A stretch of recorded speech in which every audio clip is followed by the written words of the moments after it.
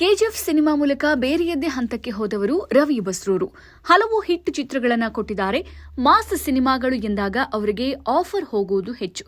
ಅವರು ನಿರ್ದೇಶನ ಮಾಡಿದ ಕನ್ನಡದ ವೀರಚಂದ್ರಹಾಸ ಸಿನಿಮಾ ಸೆಪ್ಟೆಂಬರ್ 19ರಂದು ತೆಲುಗಿನಲ್ಲಿ ರಿಲೀಸ್ ಆಗ್ತಾ ಇದೆ. ಇನ್ನು ಉಗ್ರಂ, ಕೆಜಿಎಫ್, ಸಲಾರ್ ರೀತಿಯ ಸಿನಿಮಾಗಳಿಗೆ ರವಿ ಬಸ್ರೂರು ಸಂಗೀತ ಸಂಯೋಜನೆ ಮಾಡಿದ್ದಾರೆ. ಈ ಸಿನಿಮಾಗಳ ಹಿನ್ನೆಲೆ ಸಂಗೀತ ಸಾಕಷ್ಟು ಗಮನ ಸೆಳೆಯಿತು. ಈ ಕಾರಣ ಅವರು ಸಾಕಷ್ಟು ಜನಪ್ರಿಯತೆ ಪಡೆದರು. ಸಲಾರ್ ಚಿತ್ರದಿಂದ ಅವರಿಗೆ ಸಾಕಷ್ಟು ಆಫರ್ಗಳು ಬಂದಿದೆಯಂತೆ. ಸಲಾರ್ ಸಿನಿಮಾದ ಹಿನ್ನೆಲೆ ಸಂಗೀತ ಕೆಲವರಿಗೆ ಇಷ್ಟ ಆಗಿಲ್ಲ.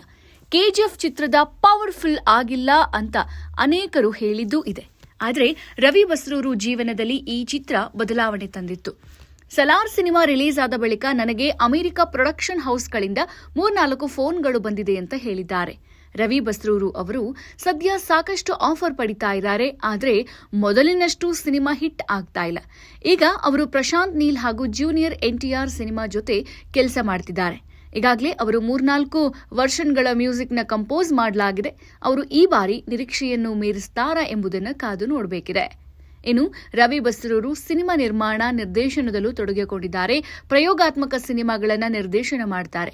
ಈ ಮೊದಲು ಸಣ್ಣ ಮಕ್ಕಳ ಸಿನಿಮಾ ನಿರ್ದೇಶನ ಮಾಡಿದ್ರು.